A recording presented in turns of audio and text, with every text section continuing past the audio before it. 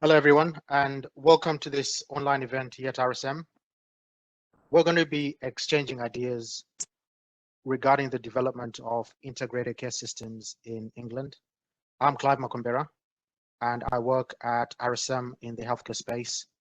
I'm joined today by a stellar panel for our discussion, and between them, they bring a wealth of experience, insight, and knowledge on all matters regarding health and care. I'm just going to say a few words about how the session is going to work. We've got about an hour and a half, just under an hour and a half, and I'll start the conversation by asking the panel to introduce themselves, but to also set the scene by providing us with their insights on the topic of conversation. We have a number of people signed up today. Thank you and welcome. And that ranges from NHS organizations, local authorities, and charities. A number of questions have already been submitted, but please feel free to submit further questions, reflections, observations, and comments through the QA facility, which is at the top right box of your screens, and I'll endeavor to feed any questions to our panel. I think we're ready to get started. Kash, I would like to come to you first, if I may. Could you please introduce yourself and give us your insights? Okay, so thank you, Clive, and good morning, everybody. As Clive says, I'm Kash Pandya, and I'm a former district auditor from the Audit Commission. I was there for over 40 years, and I audited a range, in fact, for the full range of local authorities, the NHS bodies in my time in London, the South East, and East Anglia. Since retirement about 12 years ago, I've been doing non-executive work and lay member governance audit chair stuff in the NHS and other roles in the police service, health and safety executive, University of Essex, magistracy, etc.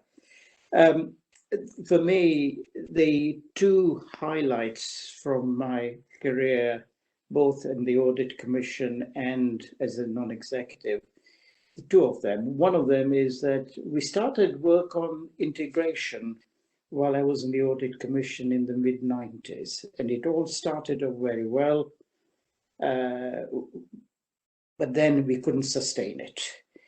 I think, and I'm very optimistic, that the timing and the environment is right now for integrated care, so I'm all for it.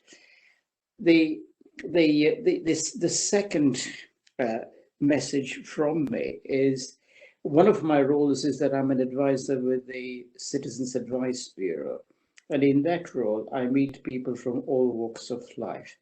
It is quite an emotionally draining journey, but it's taught me compassion and objectivity. It's made me understand a lot better what the people in the street think about the public services, the health service, and local authorities, and life in general. And I think that actually is something we need to take into account as we go into integrated care.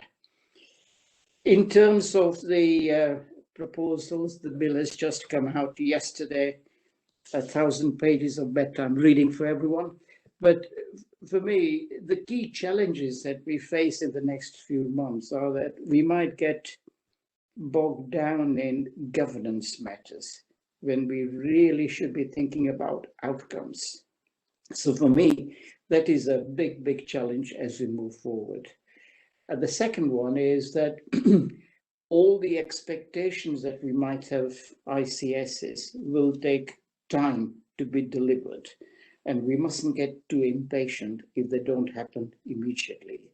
And I think we should draw on the Scottish experience, because they've had ICSs since 2016 in moving forwards.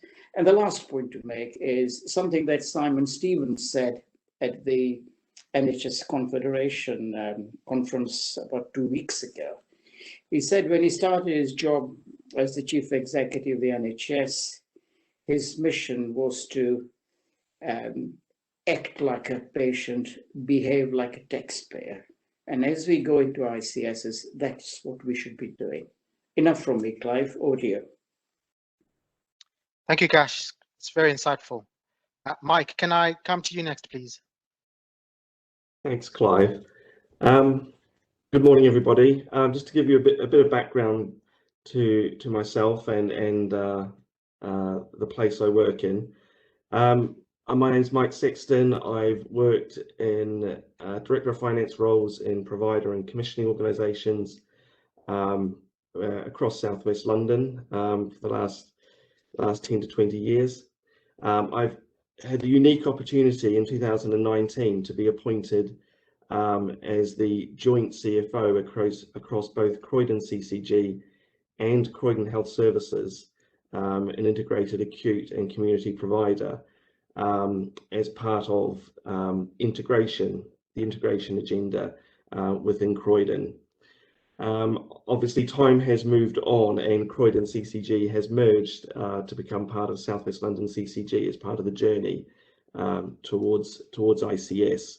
But that joint role still stands between Croydon Place and Croydon Health Services, and extends to a number of other functions within the system. Croydon's been on a journey of health and social care integration since the CCG was established back in 2013.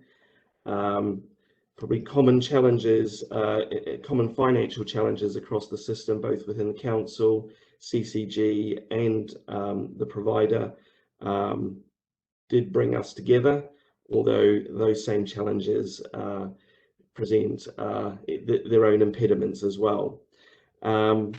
We have formed with local partners what we call One Croydon Alliance, and the partners within that are the council, Croydon Council, the CCG, Croydon Health Services, but also notably the local GP Collaborative, Age UK representing the voluntary sector, and South London and the Maudsley, which is our local mental health provider. And that alliance was originally started focusing on older people, but has been broadened to all ages and is our platform as a place going into the ICS territory. In terms of finance and its place within that, those endeavours, in 2019 we agreed between the CCG and the Trust a joint control total, and so we really ripped up the commissioner purchaser provider split and the contracting arrangements, although they had to be there in sort of legal form, if you like.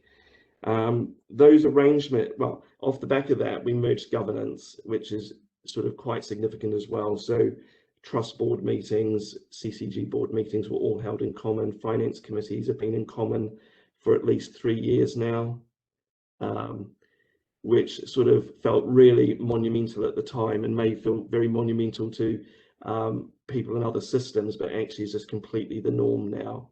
Our quality committee, we scrapped the contractual CQRG, which people may be familiar with, and simply hold one quality meeting. The Trust Quality Committee is chaired by a local GP, as opposed to a NED. So we really have transformed the governance to match the ambitions around integration. What else will I add? I would just highlight also in terms of operational integration, not only are 4 of the executive directors on both the CCG and Trust governance, but also we're integrating teams. So we have a joint chief pharmacist across primary and secondary care. We have a joint PMO, so transformation PMO across both organisations, for example, and myself and my deputy are both joint across both organisations.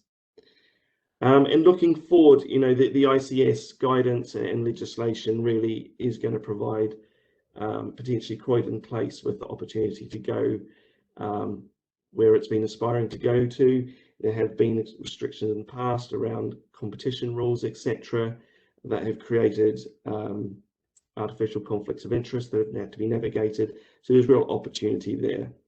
I guess when we come to the questions, there are certainly risks and threats, e.g. the degree of delegation or not that may be passed through an ICS that will that will restrict or empower places. And also, I guess the the tension or competing priorities between acute collaboratives versus place in terms of primacy, particularly for perhaps funding flows. I'm going to pause there, just having run through that sort of background of where I'm from, and hand back to Clive, and we can pick up on some of the issues later. Thank you, Mike. We'll certainly reflect on some of what you've said through the questions, and I think the first question perhaps speaks to some of what you've outlined, so we'll unpack that in a minute. Robin, can I come to you next, please? Yes, you can. Good morning, everybody. My name's Professor Robin Miller, Professor of Collaborative Learning at the University of Birmingham. I'm an applied health and social care academic with a particular interest in implementation, leadership, and integrated care. And as part of that, I'm one of the co-editors-in-chief of the International Journal of Integrated Care. And my research interests come really from my practice prior to becoming an academic. I was a social worker for many years with vulnerable populations, especially people with mental health difficulties and people with learning disability. Then I moved into joint team management and ended up as being a deputy director of a care trust, which those older members of the audience today will remember were the New Labour's way of addressing the Berlin Wall between health and social care. So as Kash said at the beginning, this is a long-term endeavour to try and better integrate acute and primary and social care. In terms of the kind of current developments of integrated care systems, I think there's some things we've learned over the last 10 years of integrated care in England. The first thing we've learned is that people do accept that integration is a common dynamic across our health and care system. It's not just for more vulnerable populations with complex needs, although obviously it affects them more, but it's something we need to aspire to throughout the way that we work together as professionals, organisations, as sectors. We've also learned what it looks like for individuals and families, and the I statements that the National Voices charity developed right at the beginning of our recent integrated care endeavours, I think has been really instrumental, both nationally and indeed internationally, setting the benchmark for what would good integrated care look like if we actually achieved it in practice. I think we've learned that we can make progress with some of those tricky dynamics, such as delayed transfers of care through the Better Care Fund, and indeed to some degree, emergency admissions to hospital through wrapping around care homes and some of the new models of care, particularly primary care focused ones. And maybe we didn't get the gains that we hoped for to transform the system, but we did show that we could prevent the increase in emergency admissions if we did that thoroughly. We've also learned that despite our policy aspirations, many barriers still exist at national level, which do not either enable or encourage our organisations to be able to properly share money easily and to work and share priorities. And finally, I think we've learned that while competition may have a place in our health and care system, it shouldn't be the core way of trying to oversee and govern and improve quality. So I think in those respects, the integrated care systems do respond to that positive learning that we've had. And I do see it as being a tentative step forward, at least. I think that we've also learned that those power dynamics that have been embedded with our health and care system for many years still exist. So health tends to dominate over social care, statutory sector tends to dominate over voluntary sector, and professionals' views tend to dominate over patient and family views. And I am concerned that integrated care systems do not adequately respond to some of those power imbalances that we see within our health and care system and indeed elsewhere. We've also learned that this system will work if one part of it is fundamentally broken. And I'm sure everybody in the call will agree that social care is fundamentally broken in terms of its funding and the pressures that places on its providers and on its workforce. And personally, I would have much preferred to see the social care reform bill come through first to then be followed with the integrated care system activity. We've also learned that England has a real habit of layering initiatives on top of each other. So we had health and wellbeing boards, we had sustainability and transformation partnerships, we then had voluntary ICSs, we now got compulsory ICSs, we've got primary health networks, all of which have merits in their own right, but all of which are kind of layering on top of each other and sometimes distracting from what each other try to do. And I do wonder as well whether the ICS guidance as yet does not satisfactorily address those. And finally, we've learned that it is about health and social care, but it's much more than that. It's about the social determinants of health. And if we look at the kind of improvements in health across our populations in England, we still see that inequalities are rising. We've seen in COVID the most deprived communities have been the most blighted by the pandemic, and we need to think broadly in terms of what the system is and how it's going to achieve its overall outcomes. And I'll stop there. Thank you, Robin. That's a very helpful analysis. We'll certainly come back to social care, how we bring the third sector more into the conversation. So there's some questions that, again, we'll unpack and glean from your insights in terms of those aspects. Last but not least, very own Nick Atkinson. I'll come to you next, Nick, please. Thank you. Thanks, Clive. And it's really interesting to hear what everyone else says. I'm here as something of a fraud today, as an auditor working as a partner at RSM, and I work with a number of you and a number of those who are here today. Interestingly, my role is quite often that we get asked, what are others doing? How are others getting on with this challenge? How are people preparing for ICS? How are people overcoming this? And quite often I look around the room and try to see where the answers will be, and I look to see what others are doing and try to share that information. So in preparing for today and thinking about the challenges ahead, I tried to put things into kind of two brackets, those which I see as the kind of the big challenges going forward, and then I thought, as an auditor, I better actually put some of the good things as well, and some of the things that I think can work, because that's the bit that we often forget and why we're actually doing all of these changes that are coming in the ICS. So notwithstanding the need not to major solely on governance, I do think there are some real challenges that people need to work through around accountability at an organisational level versus the ICS, how things will get delegated, where accountability will sit, and where particularly for the provider organisations sitting within those, and for foundation trusts who've had previous sort of slightly more developed powers, etc., how the governance will work there and how accountability will work there. We've already seen pockets of really good joined up work, both between social care and healthcare, but also between different elements of healthcare, providers, voluntary organisations, etc., working together. But actually, I think it's really important that we don't lose the opportunity for that. Obviously, integration is about getting more of that, but there is the potential that the biggest wins out in an ICS, and it is really important that the voice is still heard of the smaller organisations, and that some of the work that they do can still come through and be allowed to develop and be funded appropriately to deliver what's best for equality and population health. We know these are some of the key drivers in the long-term strategy. It's really important that these therefore remain absolutely at the centre of what it is we're trying to do with integrated care systems. So again, really important we don't just revert to, well, where is most of our money being spent at the moment, but actually take a step back and have a look at how we can really reach out and make sure that outcomes are best achieved in areas of inequality.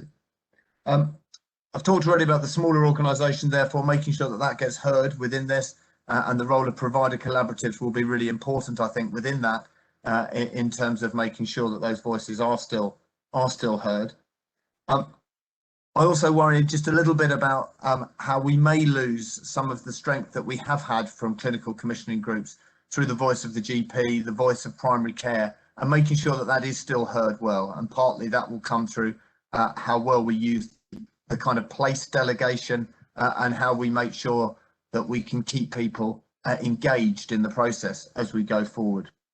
I suppose then that as an auditor, I would normally stop there, having set out all the challenges without any of the answers. But I thought it was worth just reminding us why some of this is really a good thing to do. And dare I say it, as someone who's made a career out of governance and developing and helping develop systems of risk and governance. But actually, the governance had got really thick. We've got an awful lot. Before we started merging the CCGs, there were really expensive governance processes that were out there. An awful lot of boards that were sitting there doing a lot of the same things, working similarly, not losing sight of the local side of things, but actually it's probably time to try and see if we can cut some of that governance and work better together. So I can absolutely see the possibilities that can come in that area. For those who sit outside of finance and the NHS, some of the challenges that they've been looking in and seeing why it is that commission are arguing over the cost of this and challenging each other on the cost of commissioning. When payments by results came in, it had a really good purpose to it. It helped to drive efficiencies. It helped to try and make sure that hospitals were working as efficiently as possible and that activity was being recorded and all those good things. But actually, we've got to a stage where those things have developed, and I really think there's an opportunity to try and look at things slightly wider, not just organisation by organisation.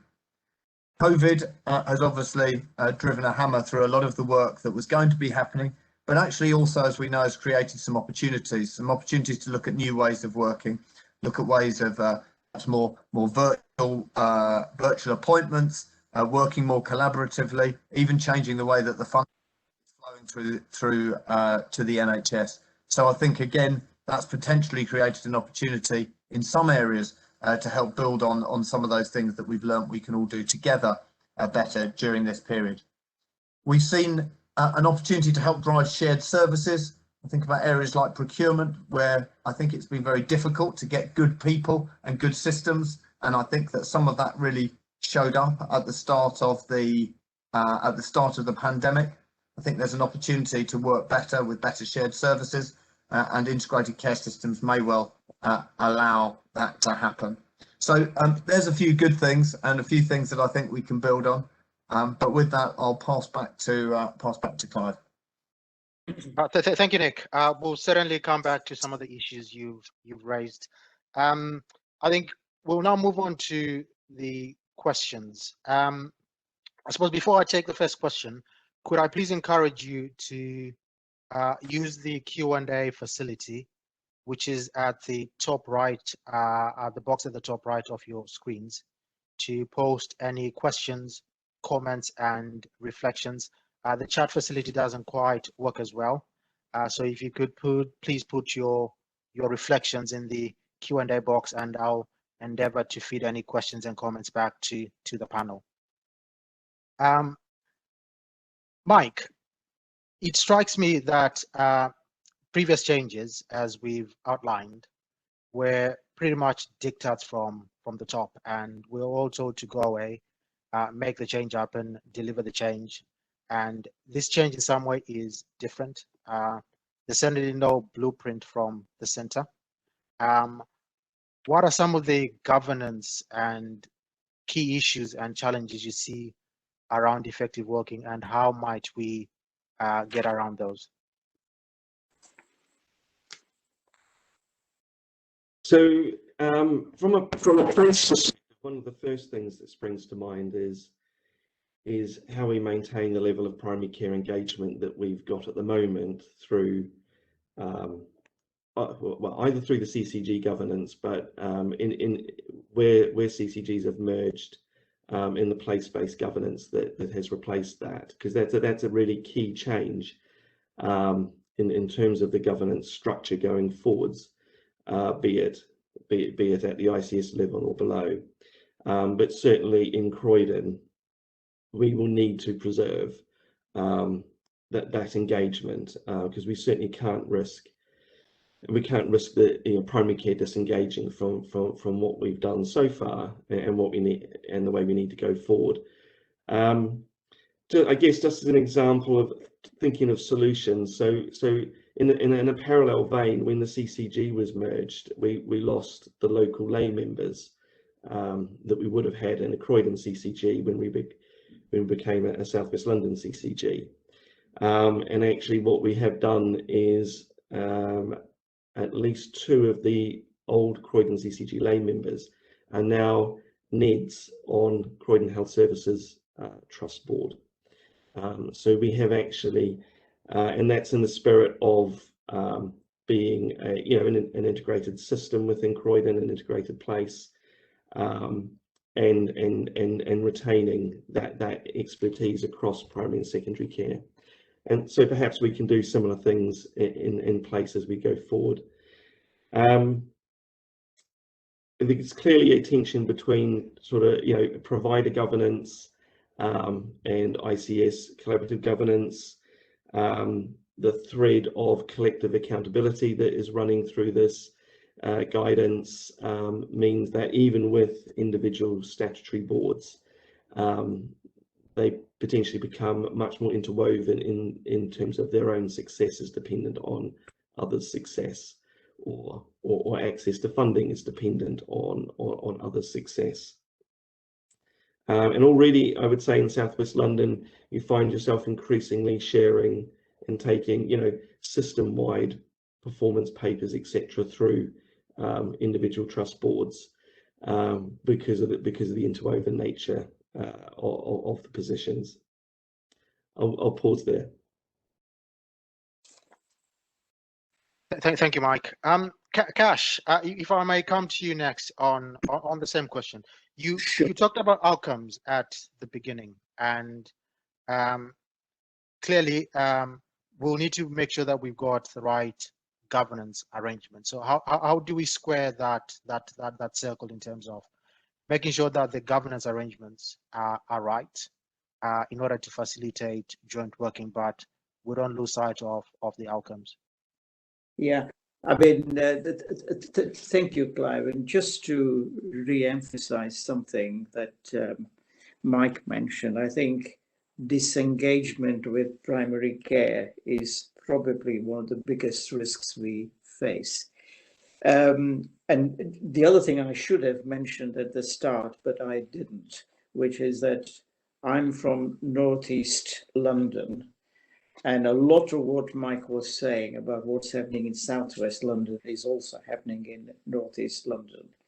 But in going back to the question on governance and outcomes, there is some NHS paper on governance coming out almost every week. And we are almost buried in paper on governance there. And it seems to me that it's not governance that should be driving the process, it should be outcomes that should be driving the process. So we need to work backwards from what we want to achieve and then put the governance in place. Now, again, the NHS says that there's going to be there are lots of freedoms and there's permissive society there, all very well, but we have to see how that is actually going to work in practice.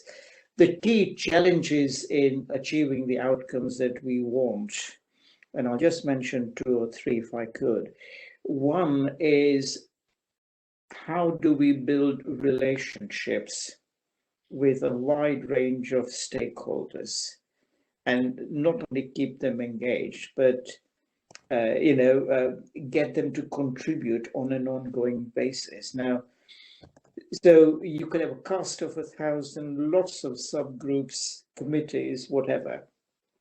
But it's how you filter all the benefits they can bring to the board and to the outcomes that we decide on. I think that is going to be a key challenge. And I think for me, the way to make it work is to build relationships. We have to do that. The chair in particular, and leadership from the chair, will be very important in achieving that objective.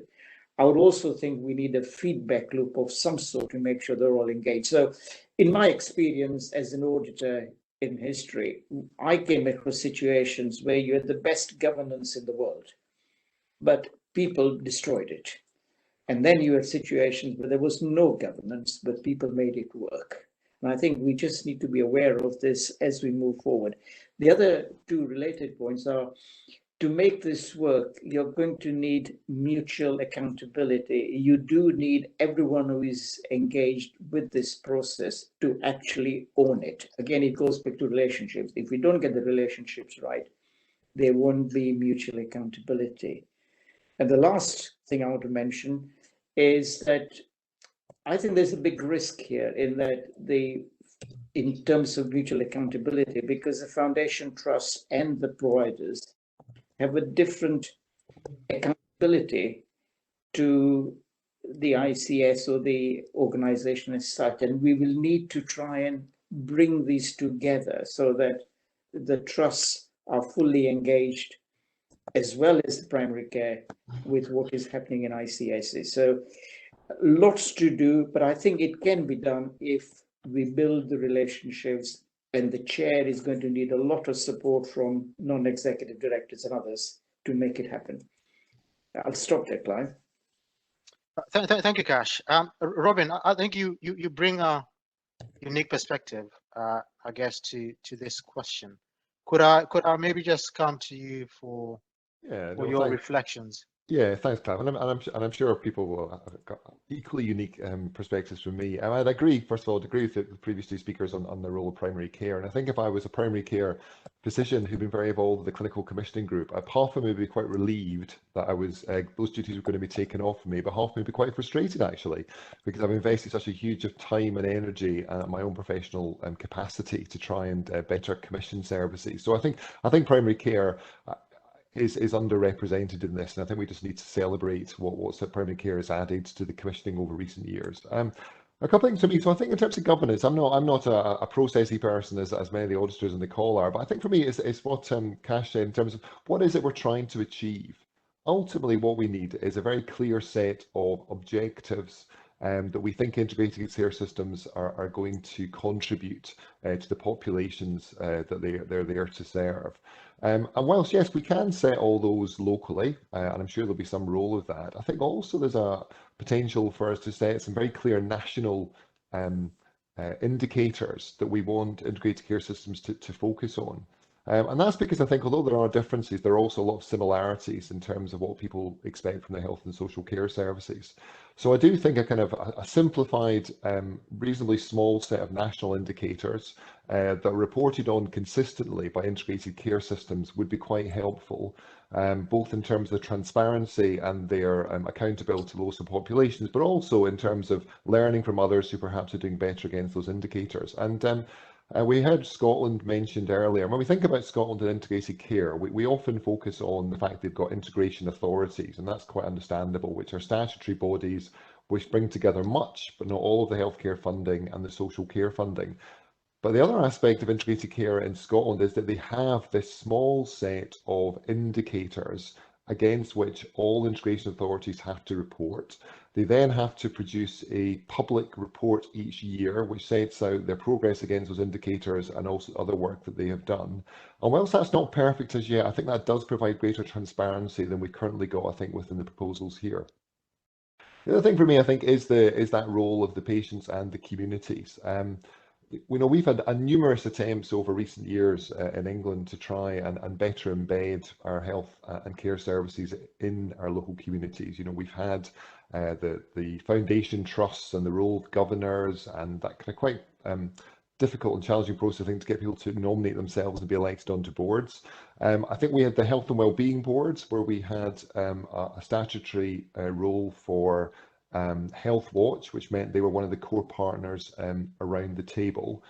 And whilst all of these again are flawed, I do think it's important that we have a formal process to make sure that people with lived experience of health and social care services do have an equal role in terms of making decisions and contributing to discussions. And I think there needs to be much more strengthening of that in these proposals. We obviously haven't got the integrated care partnership guidance as yet, and I do hope that's going to be better represented. But one thing we can know for sure is that we have to understand that this is a very time-consuming process, which we have to invest a decent amount of resources in. What we can do is just say, well, we're going to have a patient forum or a couple of patient forums, and we're going to have somebody who's part-time role to support those. We need to understand this is a key part of our governance and therefore reflect within that. And the final thing, I think, is the role of elected members. So within local authorities, they are democratically accountable bodies, for better or worse. And I think the health service often struggles a bit with that because it's used to the professional view dominating. And again, we haven't got the guidance yet for integrated care partnerships, but I do think we need to understand what is the role of elected members, what is the role of scrutiny in regards to these new ICSs, etc. And whilst that can sometimes be a very challenging dynamic for the health service, I think it's an important one because ultimately there is a democratic accountability legitimacy within local authorities, which the NHS just does not have at present. Thank you, Robin. Moving on to the second question. That's a very helpful segue onto the second question, Robin. Kash talked about the range of stakeholders that would be involved in terms of making ICSs work. Others would say it's like wading through trickle to get 20, 40 organizations to come together behind a common agenda. Nick, if I can come to you first, how do we leave the trickle and develop clear lines of accountability and transparency? Chris Fisher has also made a comment in terms of making sure that, again, focusing on the issue of outcomes. How do we develop the right behaviors in terms of accountability, transparency, recognizing ICSs, but the statutory bodies, and also focusing on delivering on what we need to do? Right, there's a little challenge you've just passed over then, Clive, in terms of that. So I think that there's some key points, and actually I think this builds really on what we've just been talking about on the previous question. For me, in terms of being able to achieve these things and achieve outcomes and make sure that we've got clear accountability, etc., as we go along, it's got to start from kind of two key points, and I think these have been touched upon already. But one of those is being very, very clear about our strategy and our objectives and what it is that the ICS itself is trying to achieve. Now, again, as an auditor who spent lots of time looking at strategy and strategic risk and objectives and how things are going to be achieved, for me, the key part there is probably the map that you get from that strategy that says, if these are the key things that the ICS is being set up here to achieve, then, okay, how are we going to achieve them? And then ultimately, who's responsible for them and how do we delegate that? If accountability is going to sit at the top with the ICS, there are things that they're going to want to delegate. They're going to delegate them to place to deliver, and they're going to deliver them to delegate out to provider collaboratives, etc., to deliver as well. The challenge, I think, comes for those provider bodies already in place, because obviously they have their own accountability. They have their own accountability structures and governance structures in place. But whilst they remain accountable bodies, they are still going to have to achieve those things. So there will be things that are being delegated to and from the ICS between those bodies, but it's going to be really, really important they maintain those structures.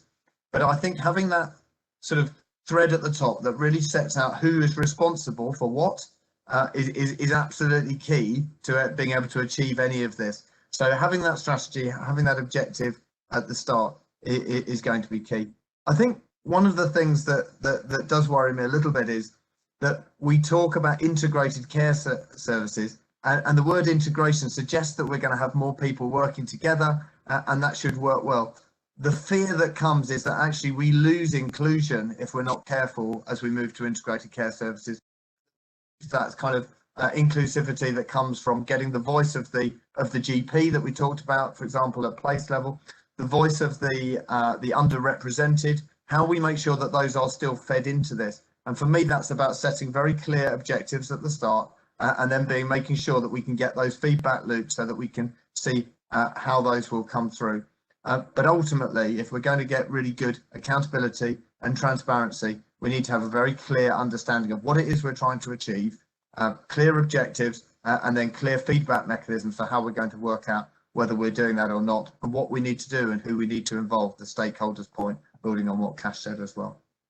Thank you, Nick. Mike, could you please give us your thoughts, if you may, on the same question, given some of the learnings from Croydon?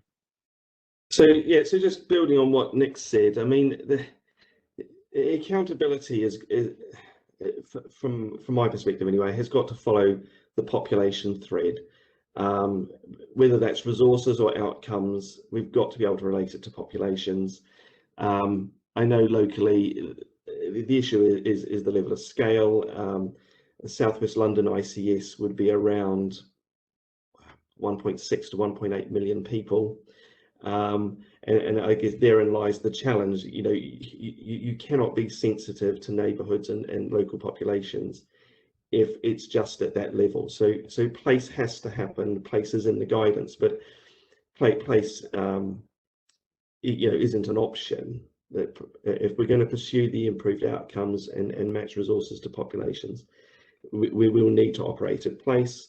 And we talked about primary care engagement, but we also need to make sure we've got local authority engagement. That won't happen at 1.6 million population. That will certainly in our area will happen around sort of 2 to 400,000 population level. I think it's really important. I think the other thing I was going to add in, just in terms of themes, was we talk about health and social care, but we also need to pull in the public health element, which is often, maybe assumed to be part of social care, but isn't always. But we really need to draw, accountability at place through on public health agenda as well. Thank you, Mike. Chris Fisher also adds that the key to success will be how bodies who have resources to get comfortable in delegating need to get comfortable in delegating to those who are neither statutory bodies or even a single body, and the consequences for not delivering will be hard to define and envisage. If we can move on to the next question, because I think Chris's comment is a good lead in terms of some of the organizations, the small organizations on the margins. And Robin, if I may come to you first, how do we bring the third sector, these smaller bodies that may not be statutory bodies necessarily, so that they are not seen as adjuncts to the healthcare system, so that their voice is heard and they are equal partners to the conversation? Yeah, thanks, Clive. No, it's a really important point. So the first thing is we have to recognise, I guess, the complexity of the voluntary community sector. I think we just have to remember we've got big national organisations, we've got very small volunteer-led organisations with relatively few resources and very little infrastructure. So we just have to recognise that and embrace that diversity. I think sometimes it can be very frustrating. Particularly if you're coming from a health basis where you're used to some very big organisation in terms of acute trusts, etc. Just how difficult it is to communicate with this kind of blend of different organisations. So we just have to embrace that diversity and see that as being one of the strengths, and recognise that will therefore require a decent amount of commitment and a decent amount of resources to engage with them. I think we then have to work with some of the infrastructure bodies. Most areas will have a voluntary service council, which will have a good connection with its local organisations. So I think we have to engage with them. And then we do have to come back to this point of how are they going to be represented in the governance structures. So, for example, with the place-based partnerships is an obvious place to do this. So how are they going to be included within those discussions, and make sure that they're not just somebody who's consulted towards the end of a process, but actually somebody who can design the strategy. And the other thing I think we can do is, I think commissioners have a very, very important role here. Because a decent amount of voluntary community sector organisations get money from the local authorities, but also a decent amount get them from healthcare organisations. And we've seen good examples of where we've got lead providers who will take responsibility for a pathway and then involve the voluntary community sector in that. Commissioners have to understand and put in the kind of objectives and metrics for those voluntary organisations, enables them to work in a more person-centred way, and which also gives them the capacity in order to engage with some of these consultative forums. Because one of the troubles is, if you're a small organisation, you can't afford to keep sending your chief executive along to numerous consultation processes, because actually they have to be back at the ranch organising and delivering things. So again, I think it's just recognising that if we do genuinely believe that they have a meaningful contribution, that we have to give them the resources and the capacity in order to engage with that. So I think it's both the sort of formalising, the recognising the coordination task that's involved, and then also thinking about commissioning and thinking about how that's embedded within the commissioning processes. Thank you, Robin. Kash, as a system leader, how do we bring those on the margins into the conversation? I think I can only build on what Robin has said here, is that this is a very important area, and there is a big risk that we might not engage sufficiently well with the third sector, and they have a lot to offer. Now, in Northeast London, what has been happening there is that the chair, the ICS chair, has been meeting voluntary organizations for the last few weeks and asking them how they want to be engaged with ICS developments and what is it they can contribute and how they can contribute. And this is making her think about whether or not one of them should have a place on the not the ICS board, but the partnership board.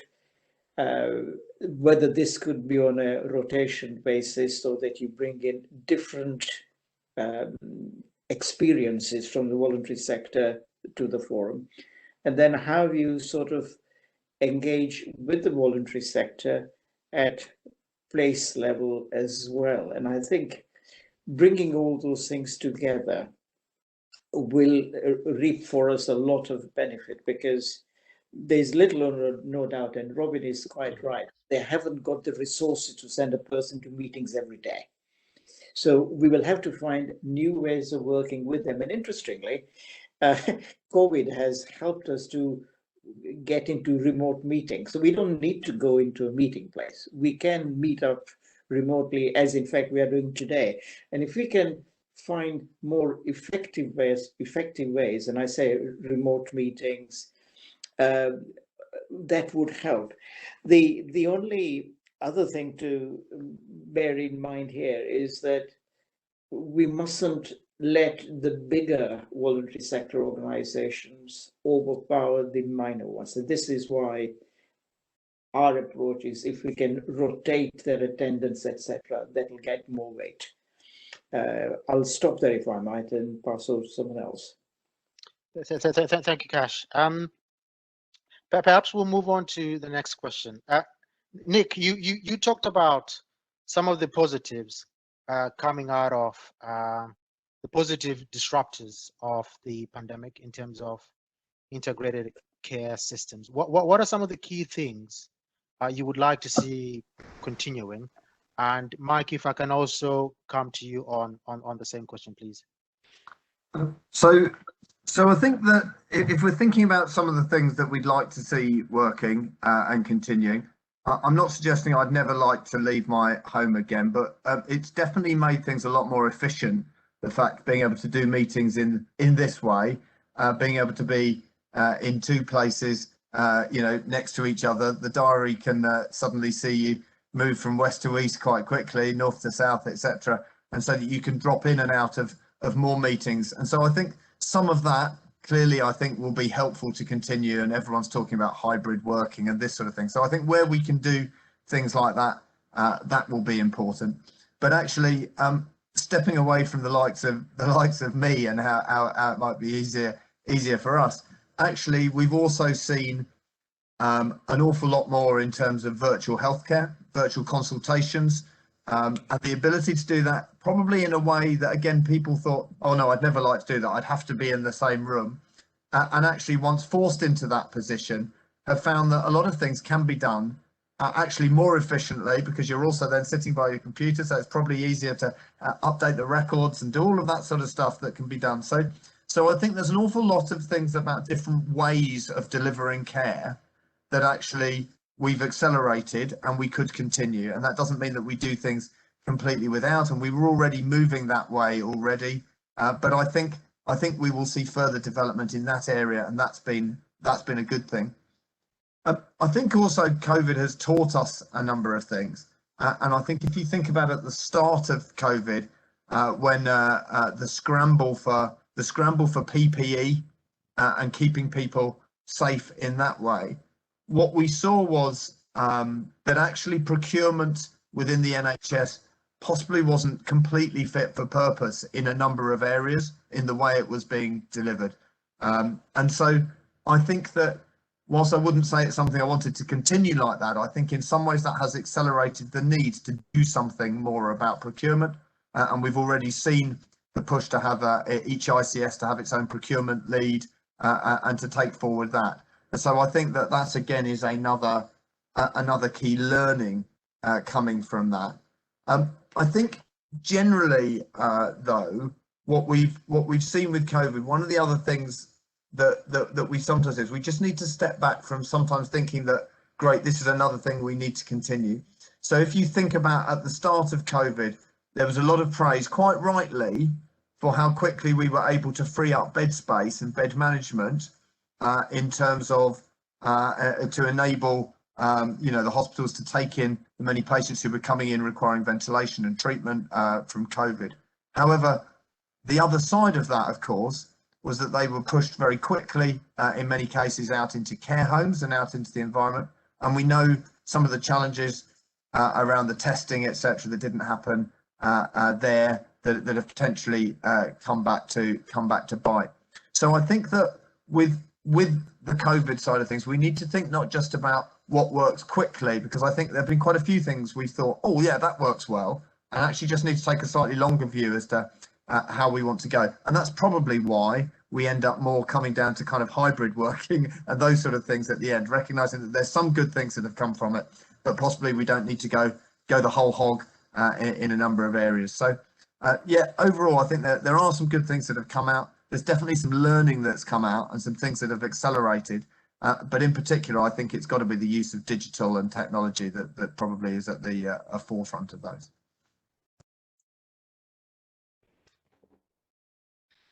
So just reflecting on what's happened in Croydon, certainly whether it's across sort of the COVID response or the vaccine rollout, and Croydon has hosted the South West London vaccine rollout. The collaboration between primary care, secondary care, and social care has been phenomenal. And although we were collaborating previously, is it at another level in terms of the speed of response, and I think the creativity in terms of rapidly coming up with alternative solutions, be they digitally enabled or simply just new different ways of working and collaborating with a common aim. And maybe there's something, I guess during the COVID, some of the objectives became simpler or fewer and more focused, and people certainly were able to rise to that. I guess what we need to watch coming out is that we don't end up with another 100 targets, which won't engender the same behaviour. I think obviously what you've got underlying that period and that that creativity and collaboration is a completely different financial regime that wasn't pushing downwards, if you like, and if anything took the cost base and allowed it to increase where necessary. And that will have been a key factor that enabled some of that. The trouble is that isn't sustainable. It's not sustainable that the cost base can increase year after year now. And I think there's a real challenge as we go back into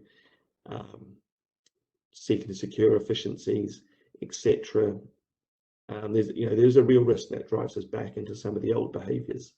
I don't have the answers, but that is a real challenge for us all as leaders and governance, to minimise and try and avoid that where possible.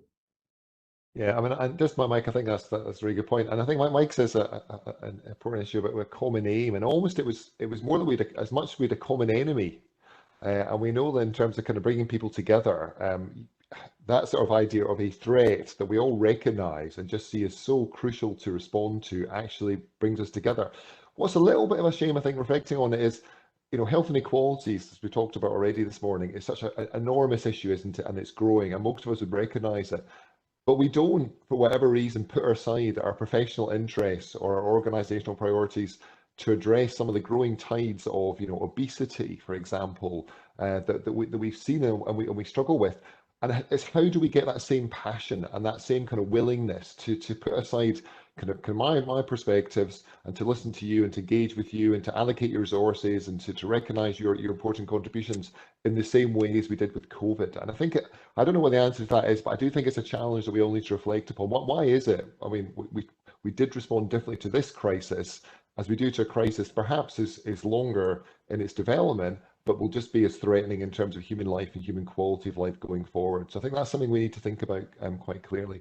The other thing I think we think about is that I think there was a recognition, wasn't there, in terms of the role that's sort of non-professional, some of the non-professional workforce that we have in COVID. So the frontline carers working in care homes and domiciliary care agencies, the sort of nursing assistants on wards, some of the smaller voluntary organisations. And again, it's just us trying to encapsulate that openness and that willingness to embrace the kind of diversity of our workforce and our providers is going to be important going forward, I think. And what we've seen in terms of social care is that a big thing in social care is the idea of strength-based practice. So trying to work with people where they're at to build on their informal networks and so on. And one of the sort of byproducts of the virtual working and the fact that a lot of the normal supports we put in place weren't there was that actually we had to be more strength-based in how we did it because we just couldn't do what we normally did.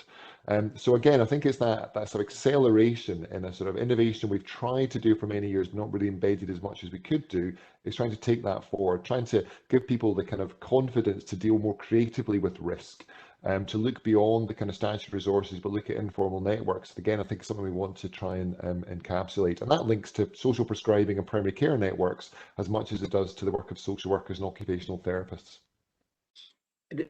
Clive, could I just mention a couple of things, please?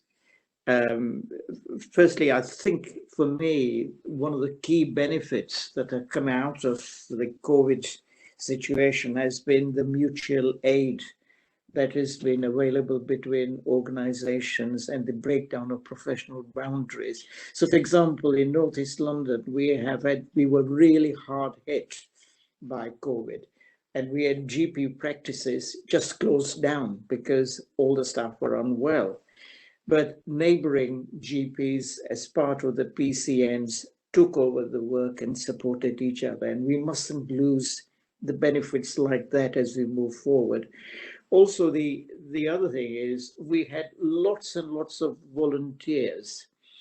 Again, we mustn't lose sight of the work that they put in, and we must try and see how we can keep them at least engaged in some way for the future. And for me, the last thing to mention out of COVID is our decision-making processes were significantly faster, and I think we can learn from them as we move forward. How can we make decision-making quicker, more effective and efficient, and we can learn from COVID from that. Thank you. Thank you, Kash. Robin, in your introduction, you talked about the absence of a plan for social care. We're moving on to the next question. We know that the wider social determinants around housing, employment, education, all have an impact on health. So how do we maximize the link between health and social care and the absence of a social care plan from the centre? Yeah, no, it's an excellent question, Clive. One thing I think we need to do is we need to recognise the contribution that health and wellbeing boards have made. And health and wellbeing boards, I think, are a very interesting body, which is probably worthy of a seminar in its own right. But certainly my experience of observing them and being part of them is that they do bring a collective voice of health and social care and different perspectives. Primary care is recognised there, public health is recognised there, children's services is recognised there. So there's something about not throwing out the baby with the bathwater, just saying, well, health and wellbeing boards, we sort of know they're going to be part of this new setup. We don't quite know how they're going to influence integrated care systems as yet. So something about recognising that. The second thing I think is that ultimately, this is about professionals and practitioners working together on the ground. So yes, the kind of governance and the finance and the overall aims, objectives and targets are important and they do have a role. But ultimately, if we don't get professionals on the ground understanding the benefits of working together and being willing to share their kind of resources and their skills and to be quite flexible in the scopes of practice, we're just not going to get anywhere. And so I think that the people's plan, I think, is really key to this. Again, I'm a little bit dismayed, I have to say, that that kind of workforce element is being put under the NHS board within the ICS. And throughout the guidance, it sort of says, well, as health and care, but it's very much health with a small and care. And I think that's going to be really key for ICSs, is recognizing that basically it's people on the ground who will deliver integrated care. And only if we enable them and support them and encourage them and challenge them to work together differently, we're actually going to get somewhere. So that's one of my things, is that the workforce plan needs to be properly integrated. I'm much happier to see that reporting to the partnership body rather than the NHS body. The second thing I think we need to do also is think about the commissioning. I used to be the chair of a large charity in the West Midlands, which provided a range of health and social care services to vulnerable populations. And what was deeply frustrating was that you would get different, commissioning and contracting arrangements between different clinical commissioning groups, indeed between different local authorities. And what that meant was that you just had to you spent a lot of time trying to work out what were the particular measures and data and outcomes that these people wanted you to do, which were all very similar, but all configured slightly differently. So there's something as well about recognizing that social care and action to address the health determinants is often done through independent sector and the voluntary sector. We need to think about the commissioning process and bring that together and make it as unified and simplified as we can, so that people spend less time trying to work out what the contracts are saying and more time in terms of addressing the outcomes that people want to deliver. So that's my two things. I think it's, yes, the kind of big high level governance, but it's about the people, it's about supporting, enabling the professionals, and it's about the commissioners and setting the right framework for then people to go off and do the work we want them to do. Thank you, Robin. Mike, did you have anything to add? Well, I guess we've been waiting for plans and funding plans for social care for so long. Systems can't rely on that coming through, and I guess I'm plugging for place. Depending on how big your ICS is, but certainly locally, around 1.5 to 2 million population, you've got to engage with local authorities at the lower population, at the local population level. It will be the local relationships that will allow opportunities to be harnessed. And I know it's different across the country, but I would just employ, people working in the NHS need to seek to understand social care and the social care environment, whether you're in finance or you're in commissioning or you're running an emergency department. We need to understand the other parts of the system in order to be able to harness the benefits of integrating. And vice versa, those with a council or social care background need to try and understand health just a little bit more, so that we can come together. Thank you, Mike. We've had a question come in on health and safety. So moving on to the next slide, Claire, please. So health and safety will remain, I think, the responsibility of the respective statutory bodies. And yet the capital and funding allocations will sit at system level. Perhaps Mike and Nick, how do system partners navigate this challenge? Very good question. I mean, so it is a disconnect, but the only way we can manage that is to collaborate and work together. I know locally with the capital allocations for 21-22, there have been all sorts of challenges and definitely quite significant mismatches between what needs to be done to meet backlog maintenance, etc., health and safety issues, and what's available. Plus, what seems to be sort of a loss of freedoms for some of the foundation trusts in terms of freedom to use cash balances is now wrapped up, and then if you don't have the CW, you can't do it, which is then applying more pressure both to those organisations and to the system. I think we also need to, in terms of managing health and safety, I think we do need to understand the relative issues across organisations, certainly locally. Everyone's doing their own backlog maintenance, health and safety risk assessments. I'm sure we're not all doing it the same. So actually one of the first steps in our system is to review across the board to absolutely make sure we are directing the limited capital to the biggest issues in the system. And that would be something that hasn't been done before, but I think that's the right way forward in our system. Yeah, I agree with that. I think this is a particularly tricky one, knowing the liability that sits with board members, etc., around issues on health and safety. And the only way that I think can be done effectively is I agree with Mike, having a consistent system for recognition of what those things are.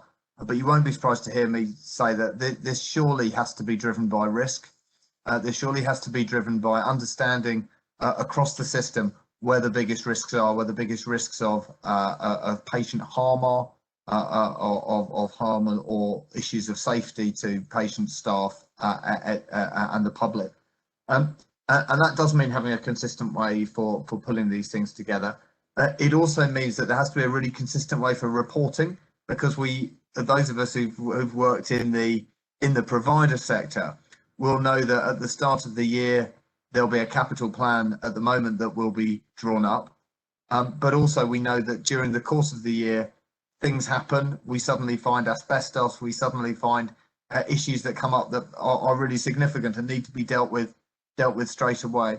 And so there has to be a facility for feeding those things in, and recognising that there will need to be some agility within the capital plan, and recognising that risks will change. So the prioritisation and the process that one needs to go through in order to get a consistent approach is going to be absolutely critical.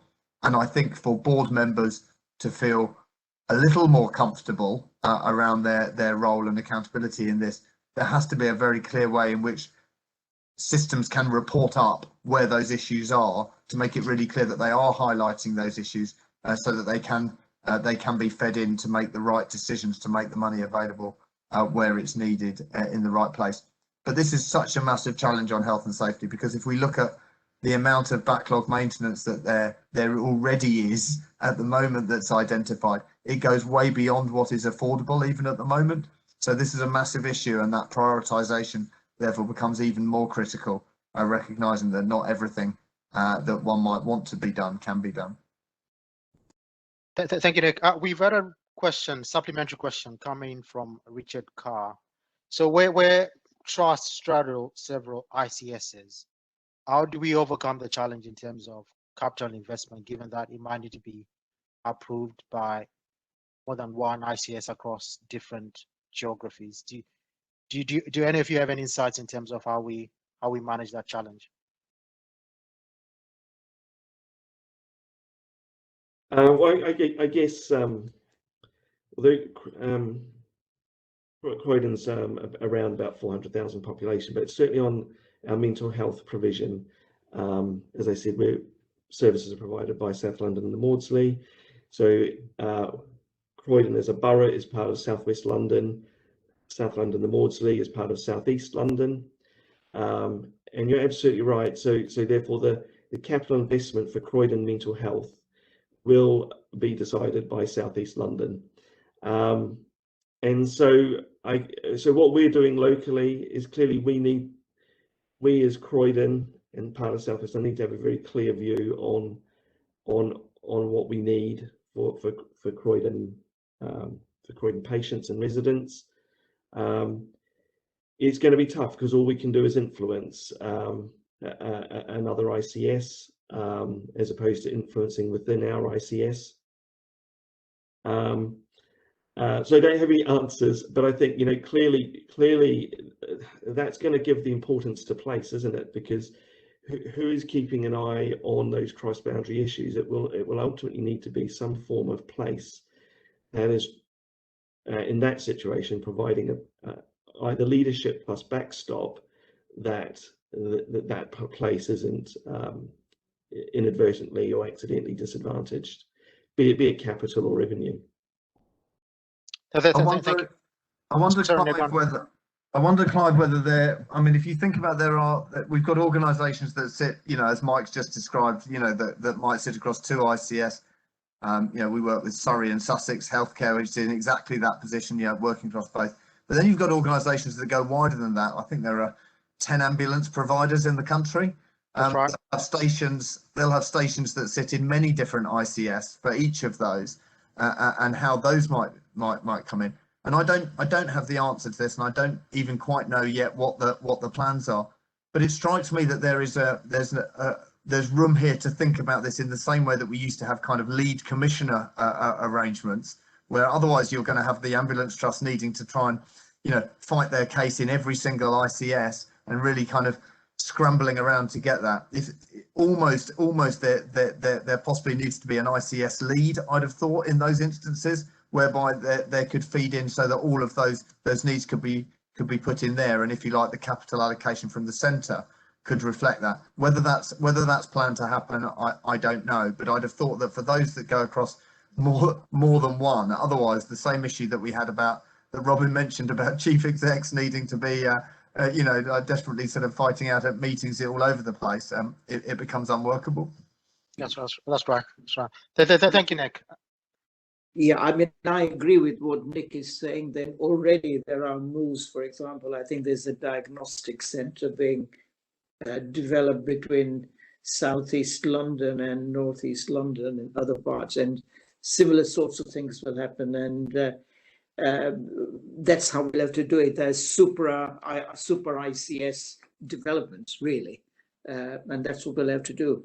Relationships will have to be built, and we'll have to influence NHSE on this. Thank you, Kash. I hope that answers your question, Richard.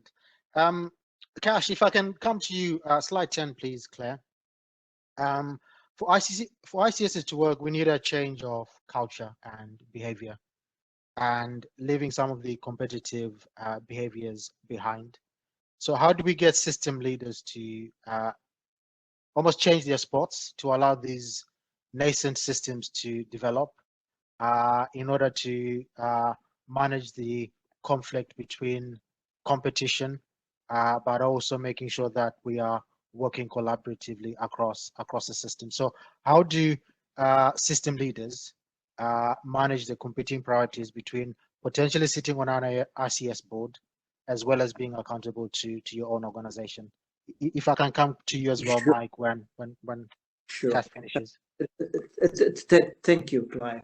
I mean, for me, and I hate to say it like this, I don't think this is an issue, because we've already had this sort of arrangement in CCG world for many, many years now, where GPs have been sitting on CCG's governing bodies with all sorts of conflicts because of the income they can generate for themselves, etc., and the contracts they can get. So this is nothing new in that sense, in that chief executives of provider land might be on the ICS board.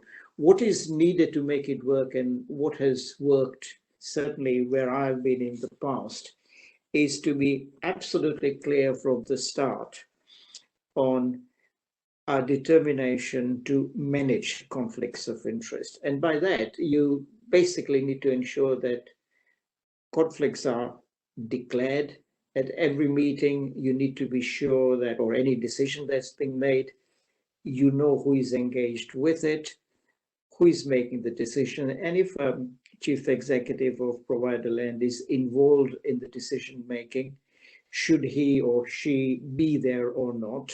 And I think that is what is needed. But at the same time, one of the challenges we had in CCG land was you were developing new pathways. When you develop new pathways, you could exclude your GP colleagues and not get a decent pathway.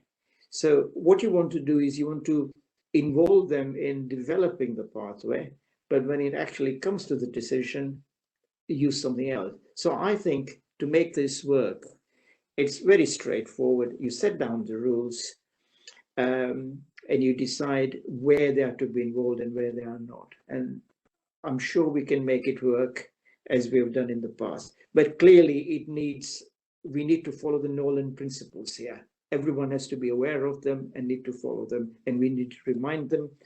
Training will be essential, and it'll have to be mandatory training of some sort, as it is already at various times during their stay on the board. Does that help you? Thank you, Kash. That's very helpful. Mike, might you have anything to add? Just in a similar vein, in the sense that, as Kash says, this isn't new. We've been managing conflicts of interest for some time. The GP one's probably the most acute one in terms of potentially personal financial interest. I think the one that's most likely to come up here is more competing organisational interests rather than personal. But there are mechanisms already in place for managing declaring and abstaining from key decisions, but also the composition of the boards will be also a key factor in mitigating the risk and ensuring the broad perspective, so such that no single organisation or vote can carry a particular decision, and that consensus and collaboration is required to carry a decision.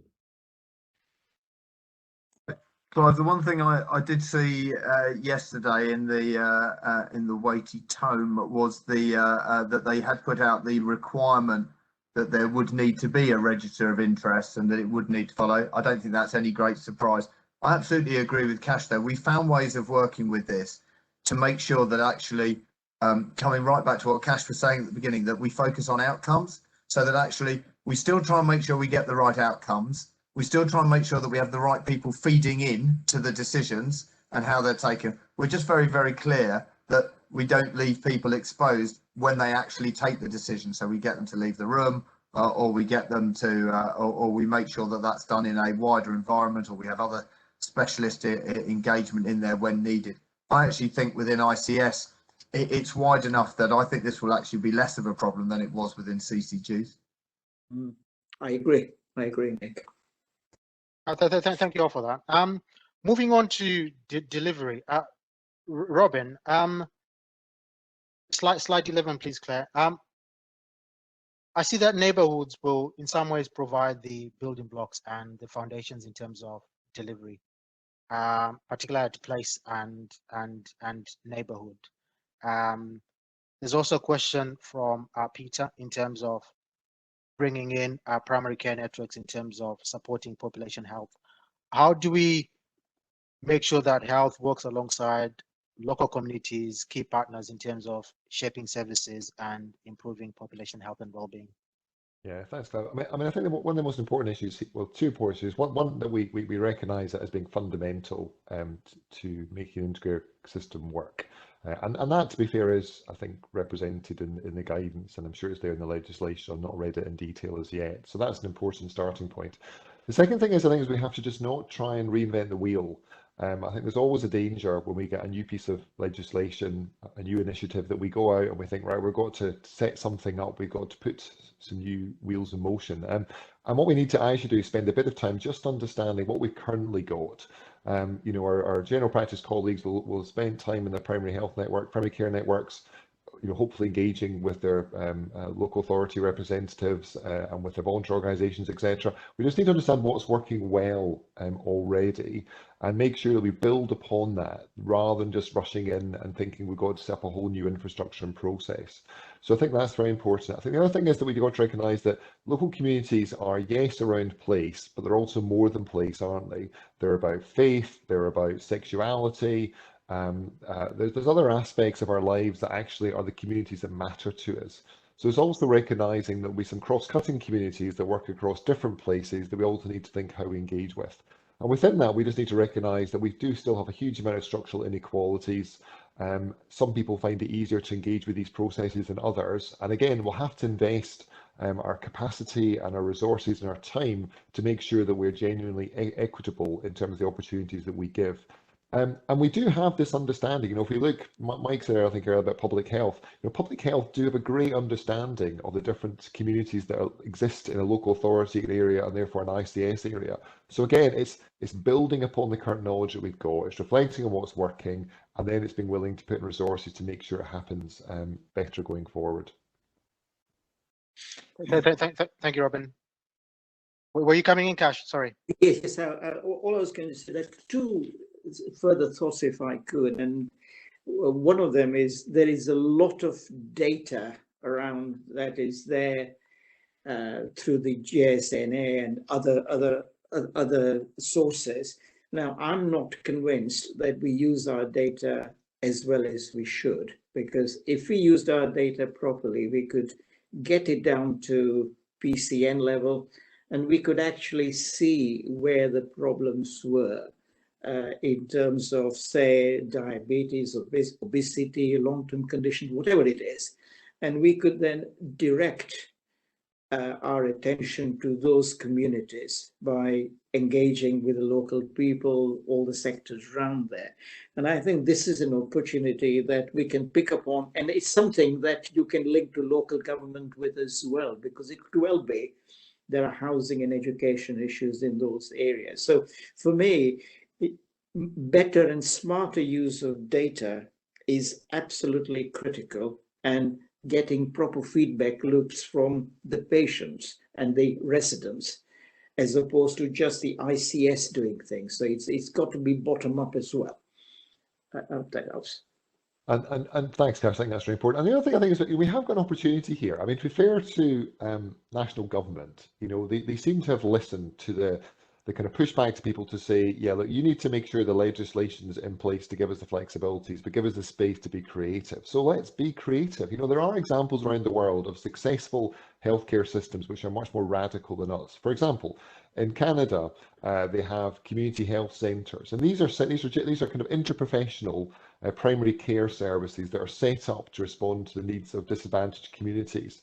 And each one is different because it depends on the particular needs of those communities. But the community is actually a central part of the governance. Their boards are not made up predominantly of non-executive professional directors or clinicians. They are made up of community members. Similarly, in Nuka, in which people probably heard about in Alaska, again, one of the reasons it's been so successful is 20 years ago, its health system was bankrupt, it was malfunctioning, and they said, right, what do our communities need? How do we embed communities within our governance and our strategies and our plans? And that's what they have done. And therefore, they have one of the best health systems in the world as a result of that.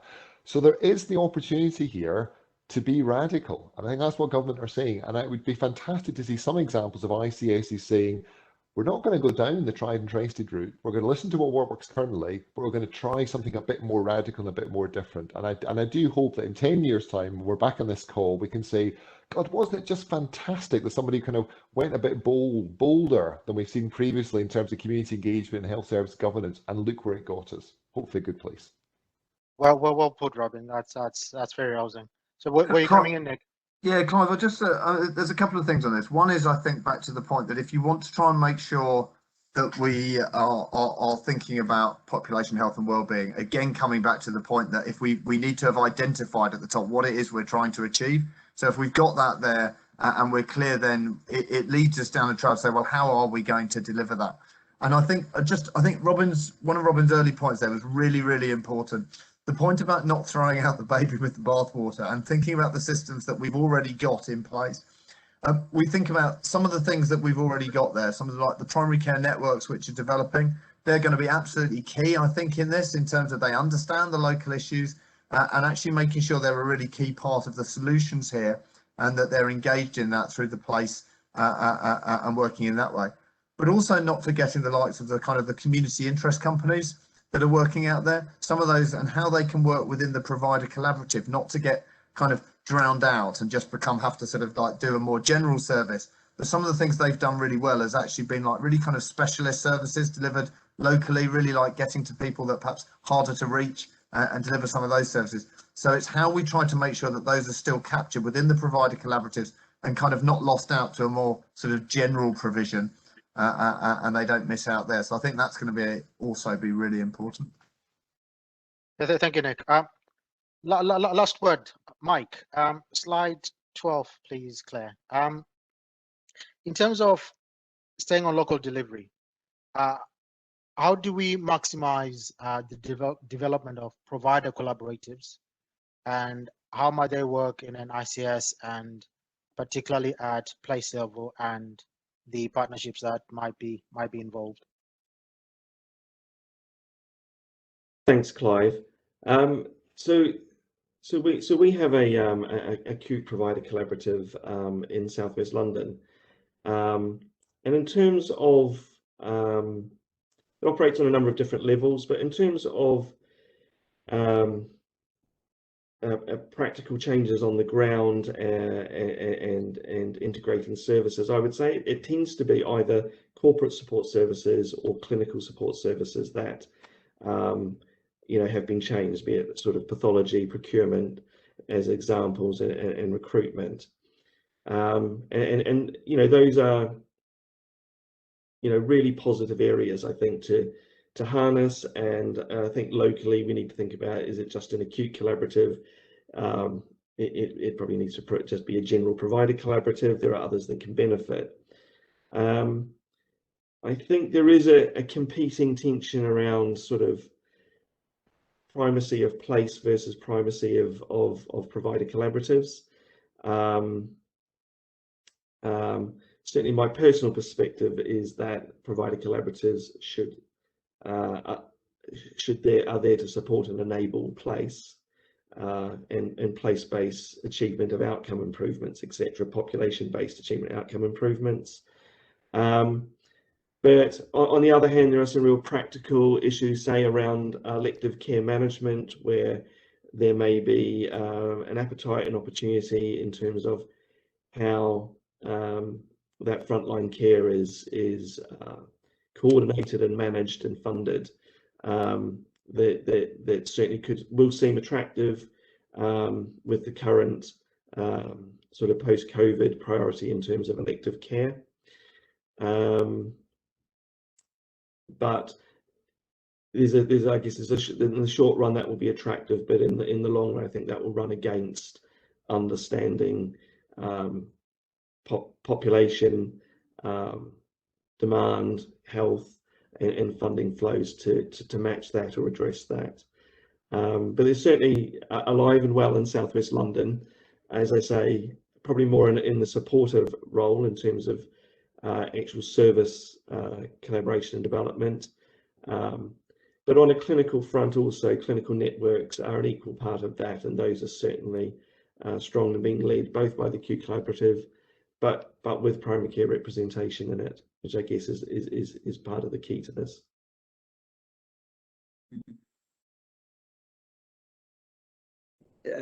Could I come in, Clive, on this? I think for me, one of the other great benefits of collaboratives is it'll help on workforce issues. We've got, for example, in Northeast London, we've got Barts Hospital, which has not that many recruitment problems. And then we've got another hospital, BHRUT, which has major recruitment problems.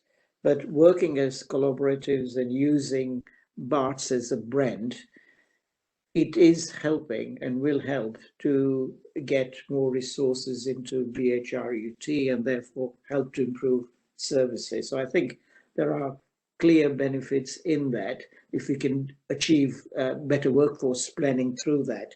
The other interesting point here is, which is the one that does worry me, is we talk a lot about acute collaboration, but obviously there are mental health ones and community collaborations. And I think the big challenge here is they could turn out to be silos. And how do we break the boundaries between all of these is going to be a potential challenge.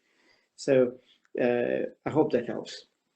Thank you, Kash. Well, Clive, I think on that point there, I think we've already seen some quite good examples of community provider collaboratives in operation that have already been, working there. And I think one of the things that I understand, without knowing too much about it, that was true of Christchurch, where a lot of these models were first discussed in New Zealand, was actually the fear that, if you like, smaller organisations would get squeezed out as part of that. And actually, that didn't happen as part of that. They said, actually, we can all work together to do that.